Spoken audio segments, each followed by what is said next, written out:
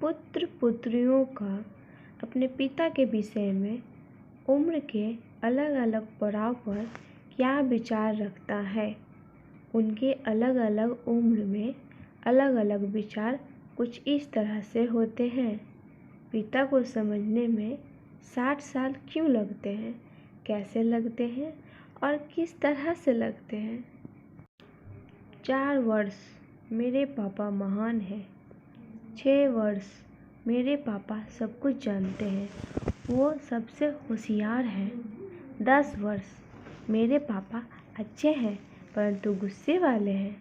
12 वर्ष मैं जब छोटा था तब मेरे पापा मेरे साथ अच्छा व्यवहार करते थे।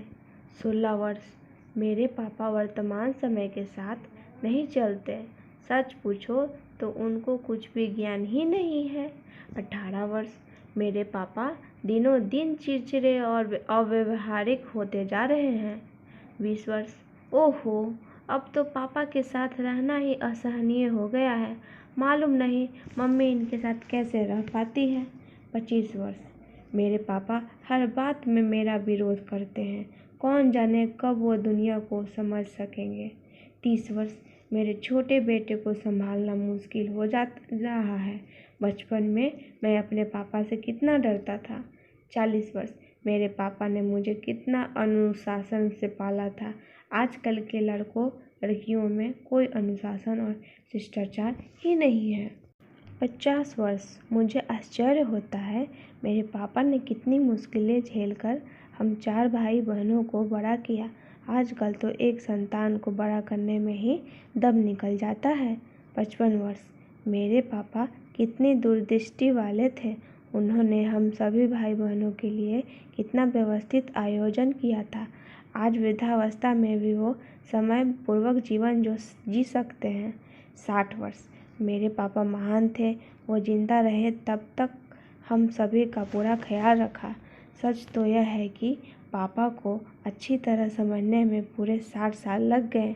जीवन में कभी भी कोई कष्ट न मिले ऐसी व्यवस्था एक पिता ही करता है। कृपया आप अपने पापा को समझने में इतने वर्ष मत लगाना, समय से पहले समझ जाना, क्योंकि हमारे पिता हमारे बारे में कभी भी गलत विचार नहीं रखते। सिर्फ हमारे विचार उनके प्रति गलत होते हैं, जो हमें समय निकल जाने के बाद एहसास होता है।